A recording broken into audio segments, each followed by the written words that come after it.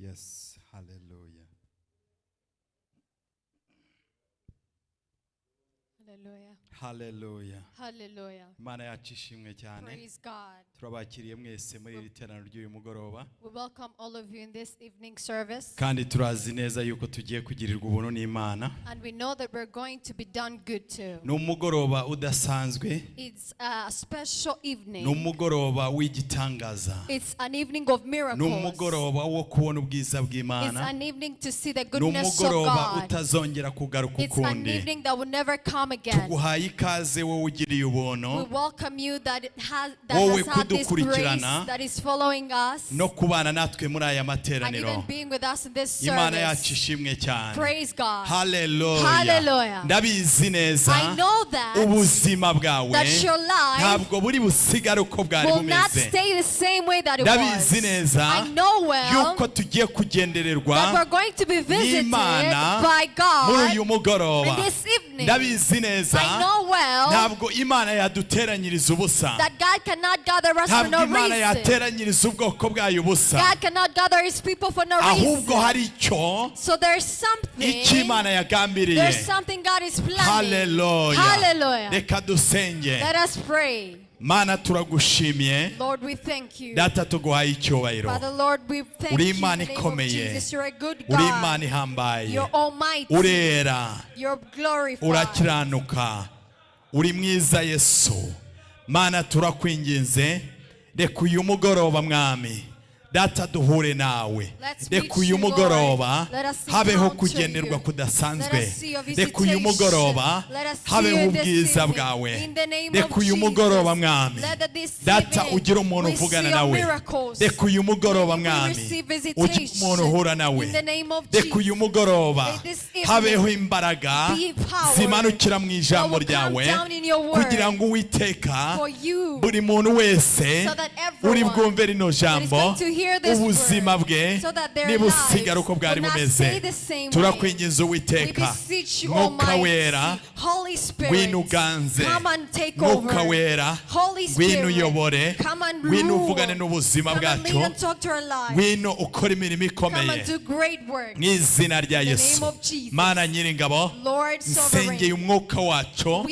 Data wera w'Isirayeli uduhe guhuza kugira ngo mwami icyo wagambiriye kwiteraniro ubwoko bwawe Mana kugira ngo kigaragare mu izina rya Yesu.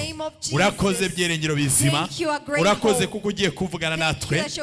Urakoze kuko ugiye kwigaragaza. Urakoze kuko ijambo ryawe ntabwo riri bumanukire ubusa ahubwo rirasoza icyo waritumye mu izina rya Yesu.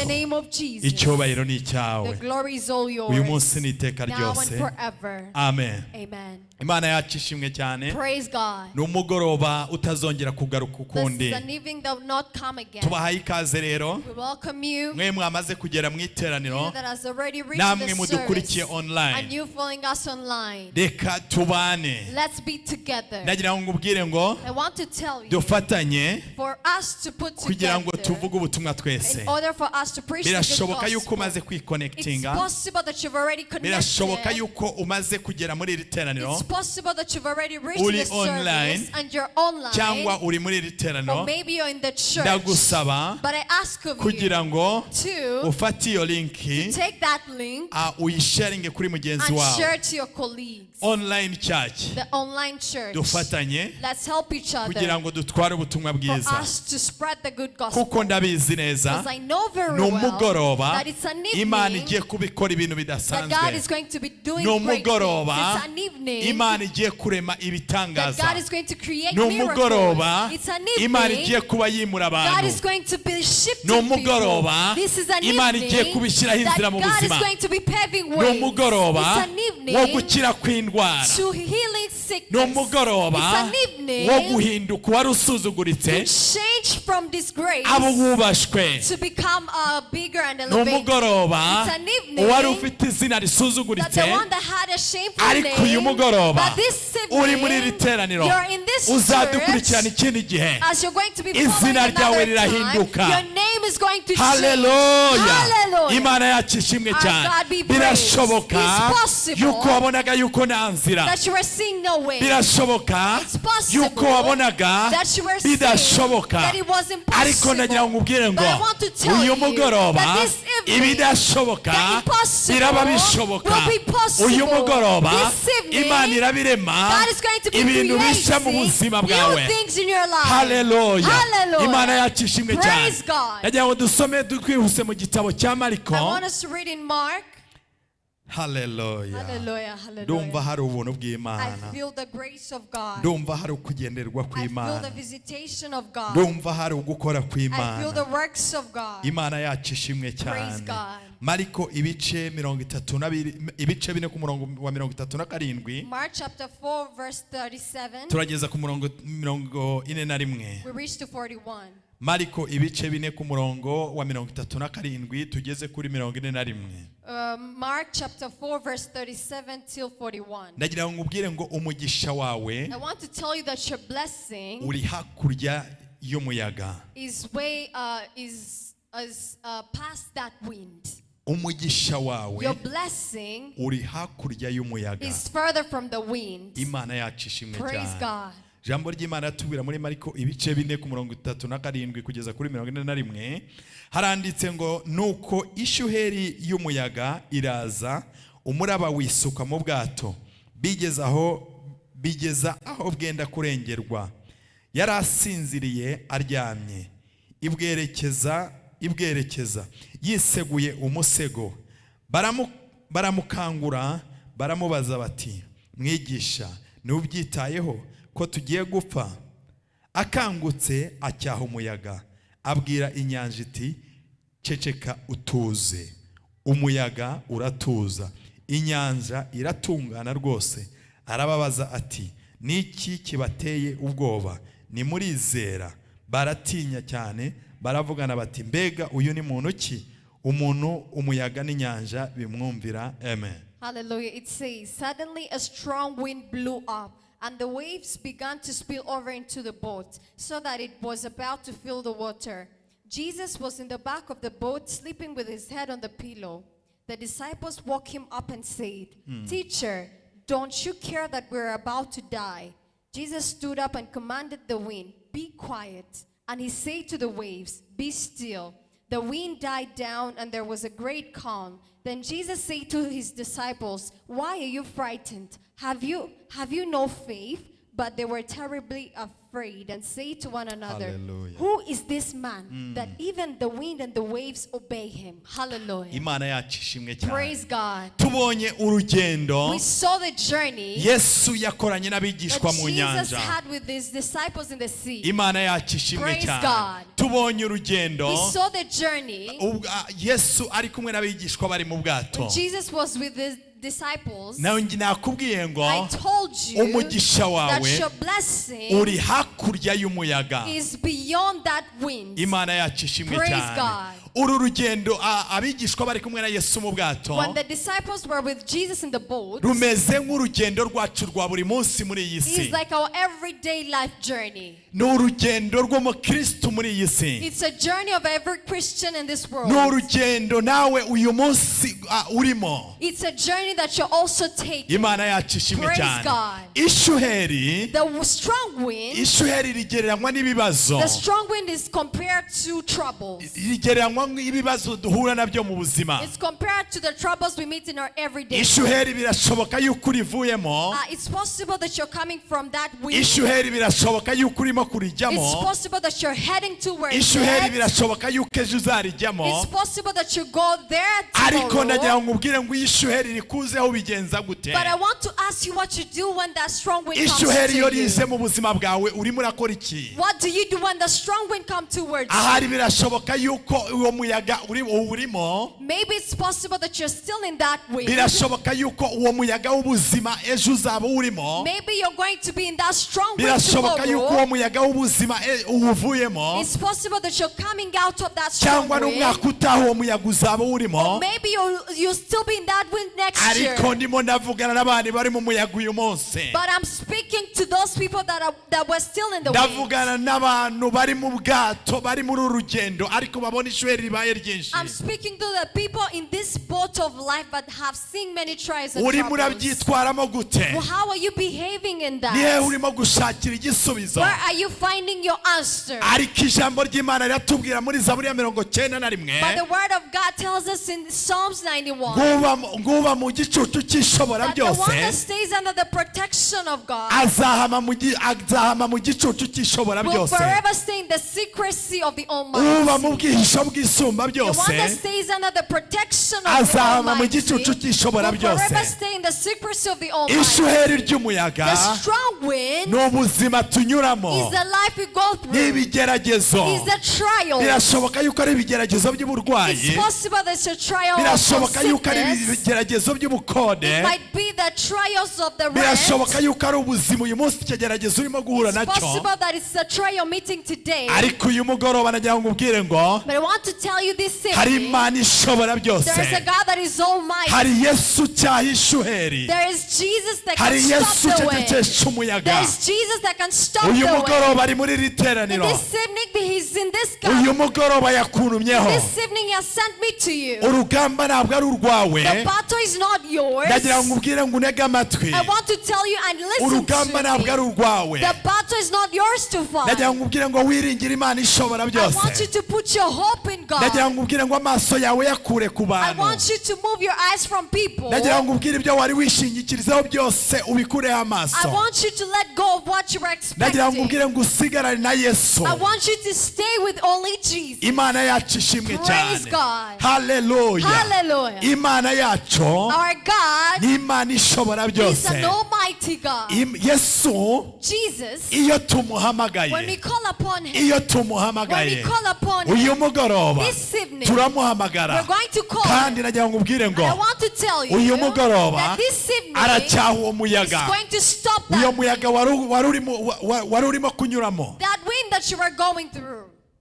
Yesu arawucyaha uyu mugoroba. Jesus is going to stop it.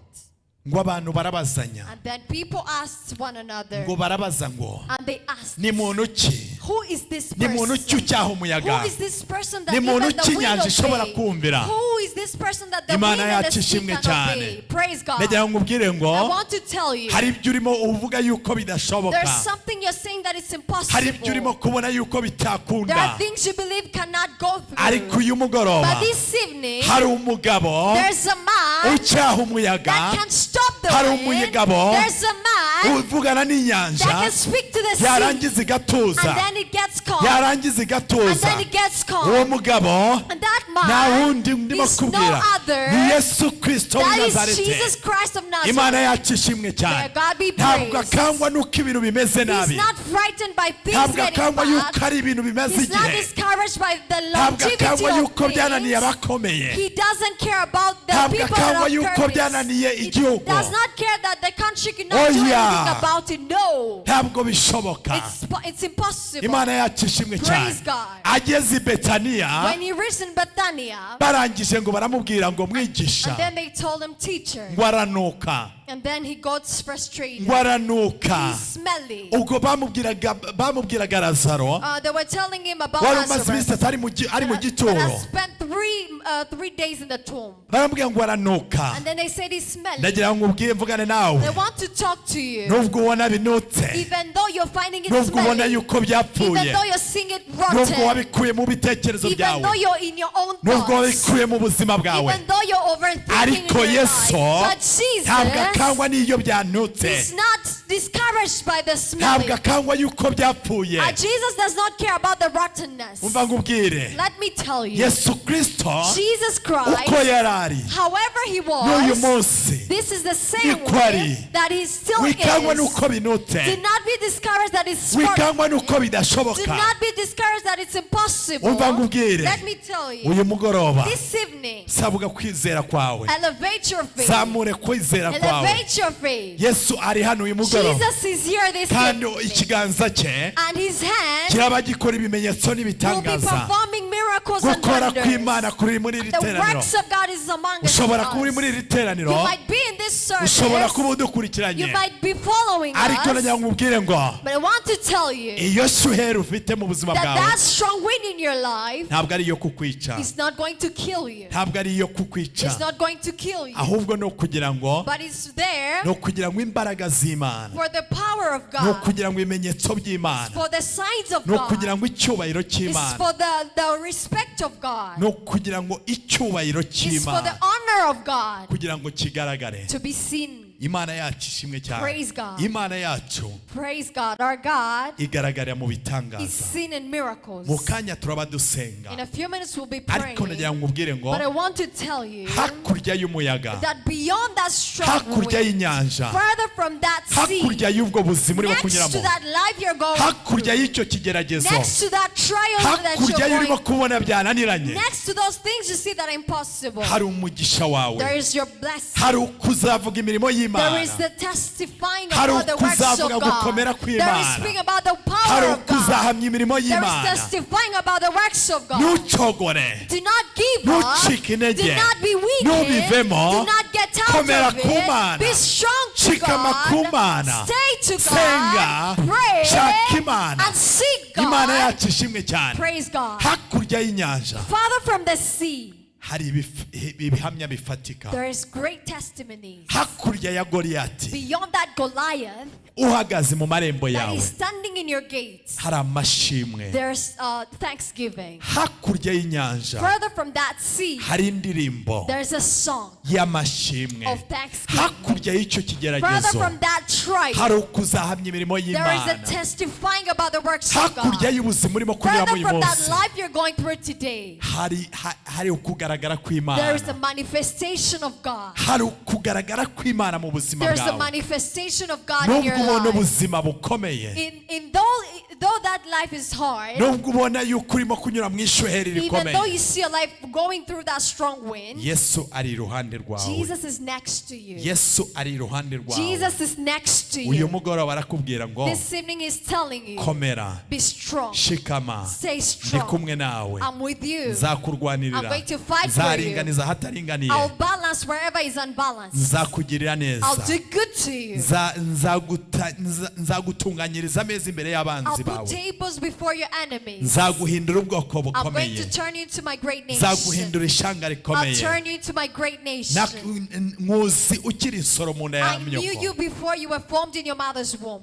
nicyo gituma nagushyiriyeho That's why I've put you kugira ngo ube umuhanuzi for you w'amahanga to be the prophet of the umva world. nkubwire Let me tell iki ntabwo ari you, igihe cyo gupfa this is not the time to iki ntabwo ari die. igihe cyo This is kunanirwa not the time to be iki ntabwo ari weak. igihe cyo This kubivamo is not the time to be discouraged. haleluya Hallelujah. imana yacu ishimwe cyane Praise God. ijambo ry'imana yatubwira muri The word Yesaya of God tells us in wabategereza Isaiah, those Uwiteka that wait on God bazasubizwamo will imbaraga be strengthened. bazatumbagira They shall be bazagenda They begucogora will go and not be weary. bazagurukisha amababa They will nk'ibisiga fly like eagles. abategereza imana ni Those abana that wait on their abo ni God. ababona ngo Those are the ones Nubwo that bimeze see gutya, that even though it's like nubwo this, bimeze even gutya though it's like haracyari this, there's ibyiringiro still hope yuko igiti cyatemwe that the tree that has been cyashongera cut gushibuka can be grown again kikongera kikera amashami y'ibitonome and even have better branches. haracyari ibyiringiro There's still hope imana yacu ishimwe cyane Praise God. hakurya y'inyanja that farther from that sea,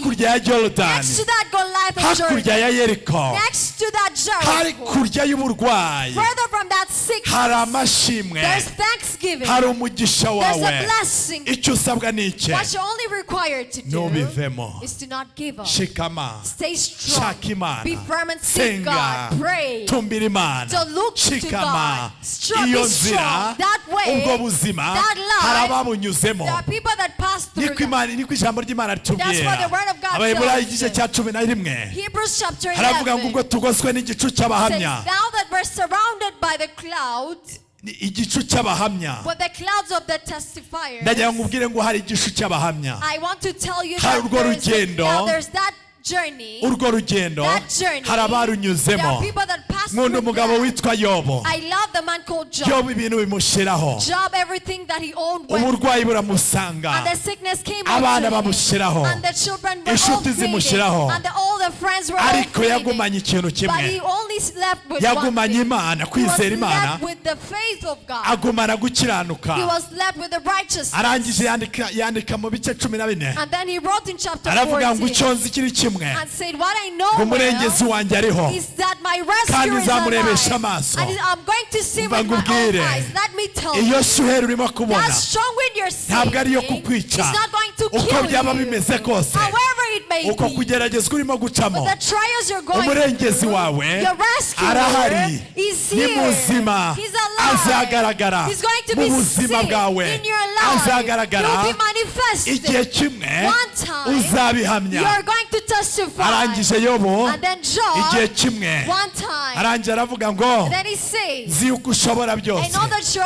kandi nta almighty, kibasha kurogoya and imigambi nothing yawe. can go against your Munsi plans. umwe, And one time, Imana iramushumbusha. God gave him a restored Imana things back iramushumbusha. again. Restored his things Umva back to him nkubwire, again. Let me tell you, dusenga Imana we pray a God ishumbusha, that can restore. dusenga Imana We pray a God ihindura that amateka. changes history. Twakurikiye Imana We followed a God irema inzira aho that zitari. can pave ways where there are no ways. Twakurikiye We Imana followed a God ihumuriza, that can give comfort, ihumuriza that can comfort imiryango yaguta, with the families.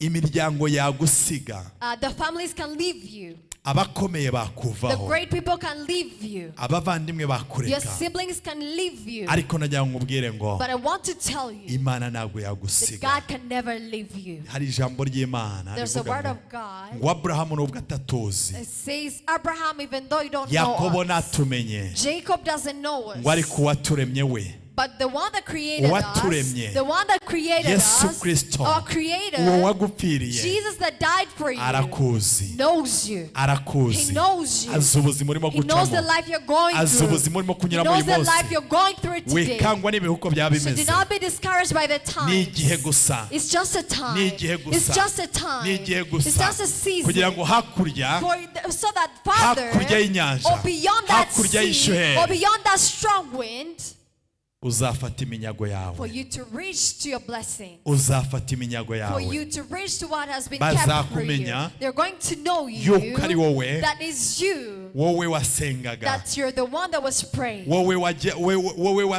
watondaga buri munsi. You that was going to that queue every day. Bazamenya Imana They will ikurimo, know the God within you. bazamenya Imana They will ikurimo. know the God within you. Imana yacu ishimwe Praise cyane. God.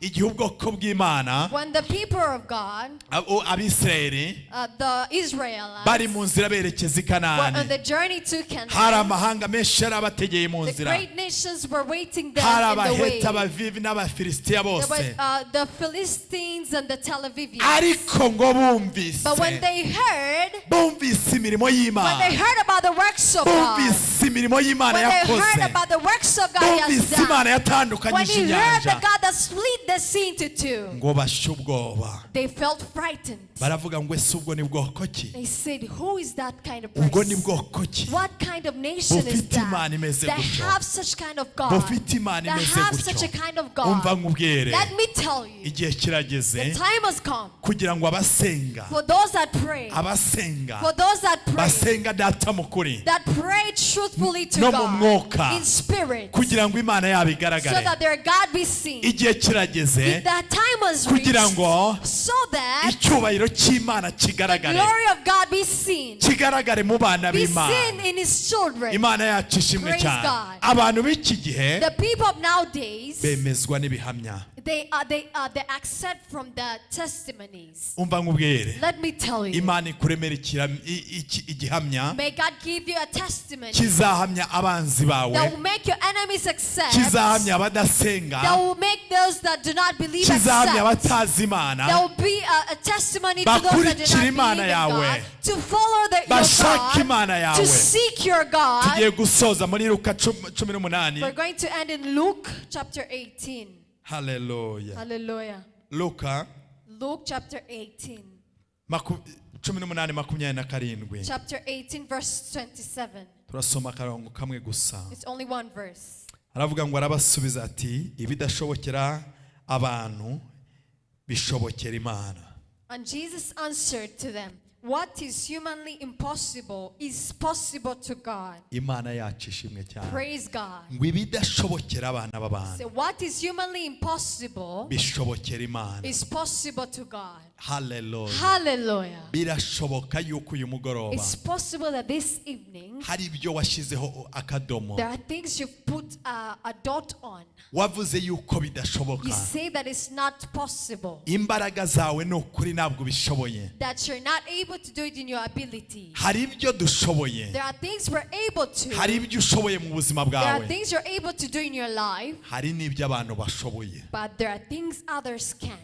Hari ibyo ushoboye. There are things you're able to do. Hari ibyakunaniye. There are things that are not able to be done by you. Nyumva neza. Listen to me. Hari ibyakunaniye. There are things that are impossible to you Wowe udashoboye. that you cannot do. Ariko bishobowe n'abantu. But it's able to be done by others. Hari ibyo udashoboye wowe. There are things that are impossible to you. Wowe unkurikiye muri iri teraniro. You that is sitting in this Hari ibyo ubona service. yuko udashoboye. There are things you're seeing that are not able to you.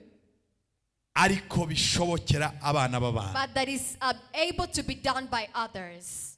Inshuti yawe irabishoboye. That your friend is able to do. Umuryango wawe And urabishoboye. your family is able to do. Ariko hari n'ibyo abantu badashoboye. But there are also things that humans cannot do. Navugaga umuntu umwe I was speaking of one person. yuko hari ibyo adashoboye. That there are things he's not able to do. Ariko noneho ndimo navuga ngo abantu benshi But now I'm speaking of a lot of people. nabo hari ibyo bashoboye. There are things they're able to do. Hari ibyo bagukorera. There are things they can do Hari for ibyo you. bashobora There are kugukorera. things that are able to do for Urugero you. ushobora kubura For umuvandimwe example, you can lose your sibling barangiza abantu bakagusura. and now they visit you. Ibyo ngibyo abantu That barabishoboye. is something Ushobora impossible to kurwara. do. You can get sick Ndetse abantu and bakagusura. then people visit you. Hari icyo udashobora kwiha But there are things you can give yourself, ariko warangiza umuntu akakiguha. but someone can give it to you. Hallelujah. Hallelujah.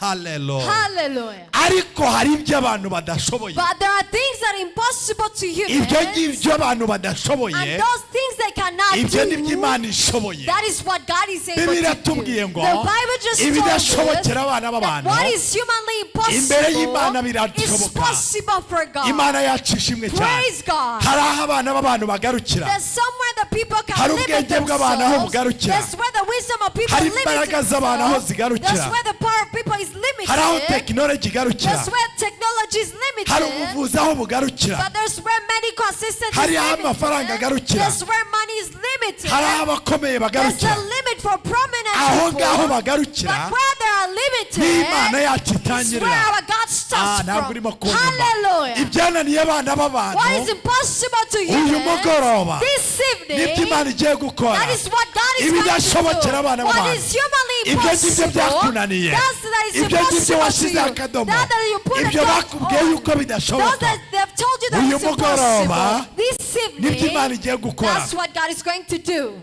Hallelujah. Hallelujah. Ntabwo ari kera. It's not going to be Ntabwo ari long. kera. It's not going to be N'uyu long. mugoroba. It's in this evening. N'uyu It's mugoroba. in this evening. Urahirwa. You're so lucky. Wowe uri muri iri teraniro. You that is in this Urahirwa. service. You're so Wowe blessed. udukurikiranye. You that is following us. Urahirwa. Blessed Wowe is you uzakurikirana ubu that butumwa. is going to follow this. Ibidashobokera abana What is b'abantu. humanly impossible, Ibyo ni byo Imana igiye that is gukora. what God is going to do. Birashoboka yuko byakubwiye yuko It's bidashoboka. possible that they've told you that it's impossible. Birashoboka yuko wagerageza ahantu hose. It's possible that you've traveled Ariko the Imana ways, ishobora byose. but our Almighty Uyu God mugoroba irimo iravugana this nawe. evening is speaking to you. Ibidashobokera abana That what b'abantu. is humanly impossible Uyu mugoroba this nibyo evening Imana igiye gukora. is what God is going to Nibyo Imana do. igiye gukorera It's what abera. God is going to Nibyo go Imana igiye through. gukorera It's what itorero. God is going to do Nibyo for Imana the igiye church. gukorera It's abana what bayo. God is going to do for His Imana yacu children. ishimwe cyane. Praise God. Ibidashobokera abana What b'abantu. is humanly Ibyo impossible, ngibyo nibyo Imana ishoboye. that is what God is going Umva to do. nkubwire. Let me tell you. Imana yatandukanyijemo The inyanja. God that split the sea into two, Ubwoko bw'Imana bukambuka. and the nation of God passed. Mose yabonaga nta nzira. Moses was not sing Mose yabonaga anyway. yuko bidashoboka. Moses saw that it was possible. Ndimo ndavuga ngo And ibidashobokera I'm abana saying b'abantu. that what is humanly Ibyo ni impossible, Imana igiye gukora that muri is uyu what mugoroba. God is going to do this Mose evening. arangije abona yuko nta nzira. And then Moses saw no way. Ubwoko bw'Imana bwabonaga yuko nta nzira. And the people of God saw no way. Ariko Imana irangije ishyiraho inzira. And then God came. Birashoboka And then saw that it's possible. yuko nawe ugeze kuri Yorodani. That you're reaching to your Jordan. Birashoboka It's possible. urimo urabona nta nzira ihari ku That you're nyanja. seeing the enemy's Ariko uyu face. mugoroba But this evening, ndagutangariza ngo I'm telling to Imana you ishobora byose. that God is the Imana ishobora Almighty. ibyo abana b'abantu The badashobora. Almighty that can do the impossible. Abana That b'abantu. what is humanly impossible, Ibyakunaniye. what is impossible Ibyananiye to you, n'umuryango wawe. what is impossible to your Ibyananiye family, n'abakomeye. what is impossible to your Ibyananiye prominent n'abavuzi. ones, what is impossible to the Ibyananiye n'abahanga doctors, bose. what is impossible to Uyu the mugoroba wise. This nibyo evening, Imana ije gukora that ku is buzima what God bwawe. is going to do Umva upon your nkubwire. life. Let me tell you, Mose yabonaga nta nzira. Moses saw no way. Mose yabonaga yuko nta Moses bidashoboka. saw that it was impossible. Ntabwo yabonaga inzira. He wasn't seeing Hakurya no any way. hakuno yabonaga imisozi. He was only seeing mountains over. Ariko Imana ishobora But byose the Almighty God irema inzira. paved the way Ibwira Mose ngo niki gitumye urakira. and told Moses, why you frightened? Rambura inkoni yawe Straight your stick amazi yigabanyamo. and the water spread into Imana igiye two. kurema inzira. God is going to pave a Wewe way. wabonaga yuko Where you bidashoboka. were seeing that it's Wewe wabonaga yuko impossible. You that nta was nzira. seeing there was no way. Uyu mugoroba This evening, urimo uranyumva neza. you're listening to me. Uyu mugoroba This evening, ijambo ry'Imana the riratubwiye word ngo of God just told us ibidashobokera abana that what b'abantu. is humanly Ibyo ngibyo nibyo impossible, Imana igiye kubikora. that's what God is going to Umva do. nkubwire. Let me tell you. Umva nkubwire. Let me tell you. Imana ya Meshake na The Abednego. God of Meshach and Abednego. Abasore baravuga ngo And these young men say, ngo niyo Imana yacu itadukiza. even if our God would not save Imana us, yatabaye Meshake na Abednego mu muriro. the God that rescued Meshach and Abednego in the fire, Ndagira ngo ubwire ngo iyo Mana I want to tell that that niyo God imanutse is the kugutabara. one coming to Niyo Imana rescue you. imanutse muri uwo He's the muriro. one that's coming in that Birashoboka fire. It's possible ubuzima waba urimo that the life you're bumeze living nk'umuriro. is like fire. Bumeze nk'umuriro. It's like fire. Urimo urabona nta butabazi. You're not seeing any Urimo rescue. urabona nta gicu. You're not seeing any Ariko nagira ngo cloud. ubwire ngo But I want to tell Imana yacu you ishimwe cyane. that praise our Muri ubwo God. buzima That harimo life, Imana irimo. there's a God Hari within that marayika w'Imana life. There's an angel amanukiye of kugukura God muri uwo that is muriro. coming down to elevate you and rescue you from that fire in the Umva name of nkubwire. Jesus. Let me tell Hari you. Imana imanutse. There's a fire, Hari there's God imbaraga coming down. z'Imana There's a power of zijya God zikura umuntu mu muriro. that can rescue Hari someone from ukubaho fire. kw'Imana There's a presence of kumanutse God muri iri that teraniro. is coming down in this Sinzi service. ubuzima wari urimo I don't kunyuramo. know the life you were Sinzi living. imibereho wari urimo urimo. I don't know the Ariko lifestyle you nagira were ngo ubwire living. ngo But I want to tell you, hari Imana there's a God yamanukiye mu itanura. that came down to that Iyo fire. Mana And that niyo God imanutse is the one that is kugira ngo coming igutabare. down to rescue Umva you. nkubwire. Let me tell you, Imana God yabumbye iminwa that made the mouth yabumbye iminwa y'intare has closed the mouth of the lions.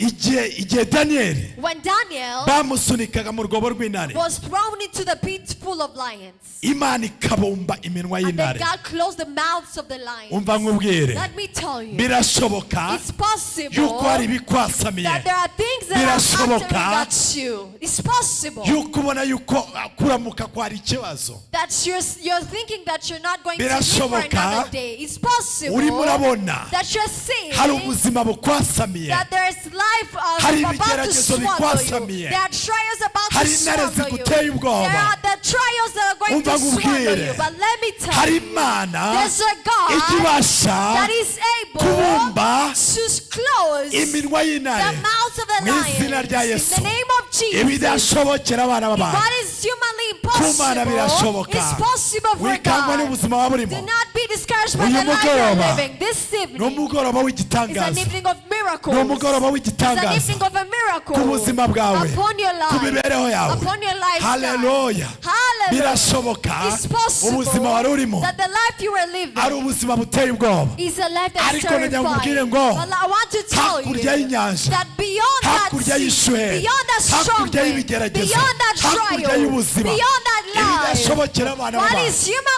Ku Mana possible birashoboka. is possible for Komera Imana God. yacu amashyi Clap menshi. your hands for Komera our Imana God. yacu amashyi Clap menshi. your hands for Iyo our God. Mana That God nigiye is the kugutabara. one that is going to rescue Nigiye you. kugukura muri He's ubwo the one buzima. that is going to take you Nigiye out of the guhindura life. He's the amateka. God that is going to change your history. Hallelujah. Hallelujah. Let me tell you, Imana ishobora it's a byose. God that is almighty. Imana yatabaye The Abisirayeli God that rescued the Israelites ku nyanja on the sea babona nta when they cyerekezo, were seeing no babona yuko direction, babona ingabo za Farawo yuko when they zibamaze. were seeing the army of Pharaoh, Iyo Mana iracyahari. that God is still here. Ni Imana idahinduka. He's a God that never changes. Ni Imana yo He's a kwiringirwa. God that is faithful. Ibidashobokera abana What is b'abantu humanly impossible ku Mana is birashoboka. possible for God. Aho imbaraga z'abana b'abantu, Where the power of the people is limited, aho ngaho that's where niho gukora kw'Imana the gutangirira. works of God Ku starts buzima bwawe upon your life. birashoboka It's possible yuko that bakubwiye yuko they've told you bidashoboka, that it's ariko ku impossible. Mana, But to ku Mana God, yacu, to God, ibidashobokera what abana is b'abantu, humanly impossible, ibidashobokera ubwenge bw'iyi si, what is impossible to the wisdom of this ibidashobokera world, abakomeye, what is impossible to the prominent, ibidashobokera mu bwenge what bw'umwana is w'umuntu, impossible to the wisdom of a human aho being. niho Imana That's where God ijya yigaragaza. manifests Kandi uyu himself. mugoroba And this evening, imanutse kwigaragaza He's ku buzima coming down bwawe. to manifest himself to you. Hallelujah. Hallelujah. Tugiye We're gusenga. going to pray. Ndagira ngo nkubwire I ngo want to tell wowe uri muri you iri teraniro, that you that is in this haguruke ku maguru yawe, church, to stand on your wowe feet, udukurikiye you online, that is following us ndagusaba online, ngo I want to ask ibyo you ubona, that what you see, ibyo ubona what you see, bidashoboka, that is uwo muyaga urimo impossible, kunyuramo, that strong wind you're iyo going shuheri, through, that strong ni wind, naka strong ubwo wind, buzima, that iyo life, mibereho, that ubwo burwayi, lifestyle, that icyo sickness, kigeragezo, that uwo trial, musozi, that mu mountain. izina rya Yesu. Hallelujah, in the name of Jesus. Zamura ibiganza byawe, Raise your hands. tugiye kwinginga Imana. We're going to beseech God. Ndumva Imana, I feel God. ndumva gukora I kw'Imana, can feel the works of God. ndumva Imana icyaha I umuyaga, can feel God stopping the wind. ndumva Imana icyaha I can feel umuyaga, God stopping the wind. ndumva Imana ikora ibidashoboka, I can feel God doing the impossible. ndumva Imana itabara ibyo I can bakubwiye yuko feel God bidashoboka, rescuing you from what they were telling you that was ndumva impossible. kubaho I can kw'Imana, feel the presence of God. ndumva kubaho kw'Imana, Hallelujah. ndumva kubaho I can kw'Imana. feel the presence of God. Sinzi umuntu udukurikira, I don't know who's following us. birashoboka yuko uri aha, It's possible that that birashoboka you're here. yuko waba udukurikiye It's online. possible that you're following us online. Umva nkubwire, Let me tell you, wirira, do not cry. wicika Do intege, not be discouraged. wicika intege, Do not be discouraged. ndagira ngo ushikame. I want you to be Uyu firm. mugoroba This evening, hari marayika w'Imana, there's an angel of hari God. marayika There's w'Imana, an angel of God. hari marayika There's an w'Imana angel of God amanukiye ubuzima that is bwawe, coming upon your amanukiye life. gushyiraho That is iherezo, coming down upon your life to amanukiye put an gucyaha end. umuyaga, It's coming to stop that wind. amanukiye gushyiraho It's coming to iherezo, put an end. amanutse ku bwawe, It's coming because of ntabwo ari you. kera, It's not going to be ntabwo long. ari It's kera, not going to be ni uyu long. mugoroba. It's this Umva evening. nkubwire, Let me tell zamura you. ibiganza Raise your byawe. hands. Mana nyiringabo, Father, Lord in Mana heaven, we nyir'ubutware, come before you, ijambo Father, ryawe Lord. riratubwira We know that you're able. ngo Yesu We know that Kristo you can do the uko yari impossible. ari We know that you're n'uyu able to do the munsi impossible. niko In ari, the name of Jesus, ndakwinginze we know that you Uwiteka, can see the muri uyu impossible. mugoroba turasenze, Papa nyiringabo mwami, mu izina rya Yesu ndakwinginze Uwiteka, data wera Biseri, reka gukora kwawe mu izina rya Yesu kugaragare mwami, ndakwinginze mwami, reka mwami uyu mugoroba ugire imiyaga ucyaha mu izina rya Yesu, cyaha umuyaga wari mu buzima bw'ubwoko bwawe mu izina rya Yesu, reka iyo nyanja ituze muri uyu mugoroba, reka iyo nyanja ituze mu isurwa, habeho kugendererwa, habeho imirimo n'ibitangaza, habe gukora kwawe mu izina rya Yesu. Uwiteka Imana nyir'ingabo, genderera buri muntu wese uri muri iri teraniro, sinzi umuyaga yari arimo guhura nawo, sinzi inyanja yari iri imbere, sinzi umusozi wari uri imbere ye, mu izina rya Yesu turakwinginze Uwiteka, reka iyo nyanja muri uyu mugoroba ituze, reka iyo nyanja. Jambo ryawe mwami ryatubwiye Papa ngo ibidashobokera abana b'abantu imbere yawe birashoboka, ndakwinginze Uwiteka, ahari birashoboka yuko bakubwiye yuko bidashoboka, ahari birashoboka yuko abakomeye, abahanga, inshuti, abavandimwe baragerageje, ariko Uwiteka Mana nyir'ingabo Papa, kora ikinyuranye mwami, igaragaze mwami mu izina rya Yesu. Data wera Biseri, waserutse mwami ku nyanja inyanja mwami data nyir'ingabo papa Mose yabonaga nta cyerekezo abisirayeli babonaga nta gutabarwa mu izina rya Yesu ukinzira papa ndakwingiza Uwiteka uyu mugoroba rema inzira mwami rema inzira Uwiteka rema inzira mwami rema inzira aho zitari igaragaze mwami mu izina rya Yesu ahari birashoboka yuko bakubwiye yuko bidashoboka ariko uyu mugoroba mu izina rya Yesu ndategeka umusozi wose Yeriko yari imbere yawe mu izina rya Yesu reka ituze reka ubwoko bw'Imana bushobore kwambuka mu izina rya Yesu uri Imana ishobora byose uri Imana itegeka mu izina rya Yesu reka uwo muriro wari urimo papa marayika w'Imana reka amanuke kugutabara mu izina rya Yesu from every spirit and every chain that was binding us in the name of Jesus. Thank you, Jesus. Umva ngubwire. Listen. Umva ngubwire. Listen to what I'm saying. Wizere Imana. Believe in God. Wizere Imana. Believe in God. Uyu mugoroba. This evening. Hari ikintu Imana ikoze ku There's buzima bwawe. something God has done upon your life. There's something God has created upon your life. Hari ibyo bakubwiye yuko bidashoboka. There are things they've told you that are impossible. Imana ikoze ikinyuranyo. But God is making a difference. Imana ikoze ikinyuranyo. God is doing the opposite. Ibidashobokera What abana is humanly impossible ku Mana yacu is possible birashoboka. to our God. Birashoboka It's possible yuko hari inyanja riri imbere that there was yawe. a sea before you. Birashoboka It is possible hari ishuheri that wabonaga. there was a strong wind you were seeing. Hari umuyaga mwinshi There was a very strong wind wagutezegaga hirya no hino. that was pulling you from side to side. Wagutaga hakurya no That was hakuno. pulling you from one side to Wabonaga yuko another. nta cyerekezo. And you weren't seeing any direction. Umva ngubwire. Let me tell you, Hari Imana icyaha umuyaga. there's a God that can calm the wind. Hari Imana icyaha inyanja. There's a God that can calm the sea. Zamura ibiganza byawe. Raise your hands. Dusubirane muri iri sengesho. Let's repeat after this prayer. Mana ndagushimiye. Lord, I thank you. Ndagushimiye. I thank you Kubw'uyu mugoroba. for this evening. Uyu mugoroba utazongera kugaruka This evening ukundi. that will never come back Uyu again. mugoroba w'amateka mwami. This evening of history. Uyu mugoroba The w'amateka historical evening utazibagirana mu that buzima will never bwanjye. be forgotten in our lives. Ndagushimiye I thank you yuko inyanja riri imbere that yanjye the sea that was before me, uyicyashe. you have calmed it. Yeah. Voice and your word. I Ndagushimiye thank you. uyu mugoroba wari umugoroba This wanjye. evening was my evening. Ndagushimiye I thank Shoboka. what others have told me that it's impossible. Ndagushimiye I thank you yuko uyu mugoroba that this evening ushizeho inzira. you have put away. I Ndagushimiye thank you yuko mwami that God, ngiye kugera I'm hakurya going to reach mu way mashimwe in my yanjye. thanksgiving. Ndagushimiye I thank you yuko akanwa that kanjye my mouth kazahamya is imirimo going to yawe testify about muri your iyi word saha in this hour itazibagirwa that will never be ukundi. forgotten. Urakoze mwami. Thank you, Jesus. Ndagushimiye I thank you. nguhaye icyubahiro. I glorify you. Urakoze byiringiro bizima. Thank you, great hope. Urakoze mwami. Thank you, Lord. Urakoze mwami. Thank you, Lord. Komera Imana yacu amashyi menshi. Clap your hands for the Komera Lord. Imana yacu amashyi Clap your menshi. hands for the Lord. Komera Imana yacu Clap amashyi your hands menshi. for the Lord. Imana ibagirire neza. May God bless you.